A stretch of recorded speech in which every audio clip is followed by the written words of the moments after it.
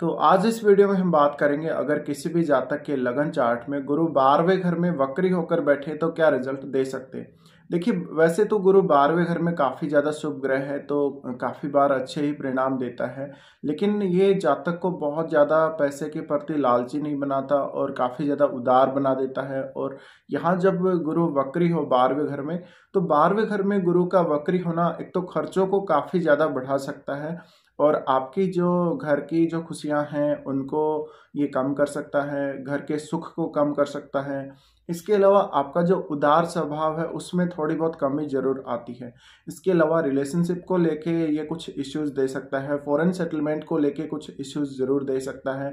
अब आपको ये देखना पड़ेगा आपके चार्ट के लिए क्या गुरु काफ़ी ज़्यादा बेनिफिशियल प्लैनेट है या उस हिसाब से आपको चेक करना पड़ेगा। और यहाँ आपको गुरु के बल को भी देखना पड़ेगा। साथ ही आपका 12वां लॉर्ड कहाँ बैठा हुआ है, तो क्योंकि गुरु यहाँ से 4th हाउस को भी देखते हैं और आपके वो 6th को देखते हैं, 8th को देखते हैं, तो इन भाव से कोई विशेष आपको फायदा नहीं करवा पाते जब ये वक्री होते हैं।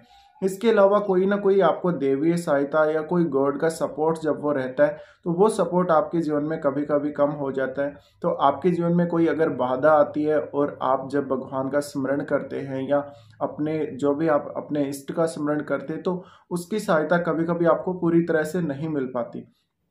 इसके अलावा यहाँ का जो गुरु है वो साधु संत वाला स्वभाव आपको कम देता है। जीवन में स्पिरिचुअल जो प्रोग्रेस है आपके जीवन में उसको थोड़ा बहुत ये रुकावट डाल देता है। अब यहाँ गुरु अगर किसी क्रूर ग्रह के साथ होगा तो फिर यहाँ जो गुरु के परिणाम हैं उनमें वृद्धि देखने को मिलेगी। ये परिणाम काफ़ी ज़्यादा मिश्रित हो सकते हैं और कुछ यहाँ पे बदलाव भी हो सकते हैं परिणामों में। तो गुरु अगर 12वें घर में अगर वक्री होके बैठा हुआ है तो आपको काफ़ी सारे इश्यूज 12वें घर को लेके आ सकते हैं। इसके अलावा गुरु सबसे पहले आपके 4th हाउस को देखते हैं तो आपकी मदर की हेल्थ या मदर के द्वारा जो आपको जीवन में मिलता है, जो मदर का सुख मिलता है, उसको लेके कुछ ना कुछ कमी को दिखाता है। साथ ही घर को लेके काफ़ी सारे खर्चे दिखाता है, आए दिन आपके खर्चे होते रहते हैं, आपका कोई स्पेसिफिक कोई बजट नहीं होता अपने लिए, आप अपने खुद के खर्चे मेंटेन नहीं कर पाते होंगे। तो ऐसे काफ़ी सारी जो दिक्कतें हैं वो ये दे सकता है। अब गुरु अगर वक्री है तो भाग्य का साथ भी आपको उतना ही कम मिलेगा, संतान के द्वारा जो आपको सुख मिलेगा या संतान का जो साथ मिलेगा वो भी कम हो सकता है। इसके अलावा आपका जो नॉलेज है उसको भी गुरु प्रभावित करते हैं, आपकी ओवरऑल एजुकेशन, आपकी विवेकशीलता, आपकी डिसीजन मेकिंग जो पावर है उसको गुरु प्रभावित करते हैं। और गुरु के जो 2 भाव आपकी कुंडली में हैं उन भावों से संबंधित काफ़ी सारे लॉसेस को ये दिखा सकते हैं यहाँ पे, और उन भावों से कोई विशेष लाभ आपको जीवन में नहीं होगा। हालांकि ऐसा नहीं कि आप उन भावों से कुछ भी प्राप्त नहीं करेंगे जीवन में, अगर आप कुछ प्राप्त कर भी लेंगे तो उसको ठीक तरह से उपयोग में नहीं ला पाएंगे। 12वां गुरु काफी बार लॉटरी से धन का नुकसान या शेयर बाजार से धन का नुकसान या इस प्रकार के कुछ कामों से जहाँ पे आप बहुत ज़्यादा स्पेकुलेटिव माइंड का यूज़ करके पैसे लगा देते, वहाँ पे काफ़ी ज़्यादा नुकसान दिखाता है। आपका जो इन्वेस्टमेंट किया हुआ है उससे कोई विशेष फायदा आप लोगों को नहीं होता। तो धन को लेके काफ़ी सारे इश्यूज यहाँ आते ही आते हैं। खर्चों को लेके भी काफ़ी ज़्यादा अधिकता जीवन में रहती है। तो फाइनेंशियल कुछ प्रॉब्लम्स रह सकती हैं आपको, और आपको लक जो साथ देता है जीवन में काफ़ी बाद आपका साथ दे सकता है जीवन में। और शुरुआत में काफ़ी ज़्यादा परेशानी आपको अपनी शुरुआती जो शिक्षा है, जो आपकी एजुकेशन है, प्रारंभिक शिक्षा जो स्कूली शिक्षा है, उसको लेके भी हो सकती है। तो काफ़ी बार आप इस गुरु के प्रभाव का शिकार होते हैं और स्पेशली शुरू से ही आपका ये जो प्रभाव है देखने को मिल सकता है। अब आपके ओवरऑल चार्ट पे डिपेंड करेगा कि आपके चार्ट में दूसरे जो ग्रह हैं कितने प्रभावशाली हैं, क्योंकि देखिए यहाँ गुरु काफ़ी ज़्यादा शुभ ग्रह हैं और गुरु जब भी अगर कुंडली में बलवान होते हैं, अच्छी स्थिति में होते हैं, तो फिर वो अकेले भी पूरी कुंडली को संभाल सकते हैं अगर आपकी कुंडली कोई खास ज़्यादा बलशाली नहीं है। पर फिर अगर गुरु इस स्थिति में आ जाते हैं, वक्री होकर 12वें घर में बैठ जाते हैं, तो अगर आपकी कुंडली में बल नहीं है तो आपको काफ़ी ज़्यादा जीवन में स्ट्रगल भी करना पड़ सकता है। जीवन में काफ़ी बार आपको कॉन्फिडेंस की कमी देखने को मिल सकती है। आपको जो आप पूजा पाठ करते हैं, जो कोई साधना वगैरह करते हैं, उसका उतना आपको लाभ नहीं मिल पाता। आप इतने ज़्यादा आध्यात्मिक नहीं होते। थोड़े आध्यात्मिक मामलों में थोड़ी क्रूरता वाली स्थिति भी आ सकती है अगर कोई मेलेफिक प्लैनेट, कोई क्रूर ग्रह अगर 12वें घर में बैठा हुआ है तो यहाँ सब कुछ आप हासिल करने की कोशिश करते हैं। कभी कभी जब क्रूर ग्रह यहाँ जुपिटर के साथ बैठे हुए हो तो बहुत जल्दी आप अपनी साधना का फल या जो भी काम आप करेंगे उसका जो रिजल्ट है उसके लिए आप बहुत पहले सोचेंगे, लेकिन ऐसा आपके जीवन में कभी होगा नहीं। वो रिजल्ट आपको प्रॉपर तरीके से मिलेगा नहीं।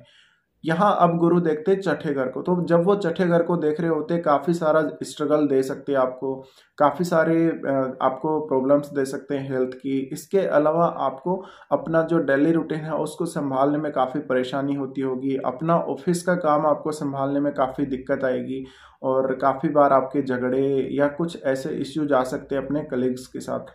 इसी तरह जो यहाँ चौथी जो यहाँ पे भाव पे दृष्टि पड़ती है, चौथे भाव पे, वो दृष्टि से आपको काफ़ी सारे पेट की समस्याएं, कुछ डायबिटीज़ या कुछ इस प्रकार की समस्याएं, या काफ़ी बार आपको हॉस्पिटल में एडमिट होना पड़ा होगा, इस प्रकार की कुछ दिक्कतें देते हैं। अब अष्टम भाव को भी ये देख रहे होते हैं, तो अष्टम भाव से कोई विशेष आपको लाभ नहीं करवाते। कभी कभी आपको अपने इन लॉज के थ्रू लॉसेज को भी दिखाते हैं। इसके अलावा पैतृक संपत्ति और जो कुछ भी आपको विरासत में मिलता है उससे आपको कोई विशेष लाभ नहीं होता, या वो जो आपको मिलता है आपके लिए पर्याप्त नहीं होता। तो गुरु का यहाँ पर जो प्रभाव है हम ये मान सकते हैं कि एक बहुत ही शुभ ग्रह होते हुए जब ये वक्री हो जाते हैं तो अपना पूरा जो पॉजिटिव जो असर है वो देने में कभी कभी असमर्थ हो जाते हैं, और इनका पूरा प्रभाव कुंडली पे फिर पड़ नहीं पाता है। और जहाँ भी पड़ता है वहाँ पर क्योंकि इनकी वक्री स्थिति है तो उस वजह से कभी ना कभी उन कामों में आपको कमी जरूर देखने को मिल सकती है। आपकी जो ओवरऑल फैमिली की हैप्पीनेस है, आपके जीवन में जो धन की जो आवक होती है, उन सब को लेके काफ़ी ज़्यादा यहाँ इश्यूज आ सकते हैं। तो इस प्रकार से आपको विचार करना चाहिए। बाकी कुछ रिजल्ट आपकी पर्सनल चार्ट के हिसाब से अलग अलग हो सकते हैं। तो ऐसे केस में जब भी ये काफ़ी इंटरेस्टिंग विषय है गुरु का 12वें घर में वक्री होना, और ऐसे केसेस में जब आपको इन प्लैनेट्स की जब दशा चलती है या अंतरदशा चलती है तो आपको किसी ना किसी से कंसल्ट करना भी काफ़ी ज़्यादा जरूरी हो जाता है, क्योंकि यहाँ पर आपके कन्फ्यूजन की स्थितियाँ काफ़ी बार पैदा हो जाती है आपके ओवरऑल चार्ट की वजह से। अब जो हम वीडियो में जानकारी देते हैं वो एक बेसिक जानकारी होती है, वो एक ओवरऑल इन्फॉर्मेशन आप लोगों के लिए होती है, लेकिन ऐसा ज़रूरी नहीं कि वो जो इन्फॉर्मेशन हम आपको वीडियो में दे रहे हैं वो सारी आपके लिए सही जाएगी, क्योंकि हम एक ओवरऑल इन्फॉर्मेशन दे रहे हैं। आपकी कुंडली में 12वें घर का स्वामी कहीं और हो सकता है।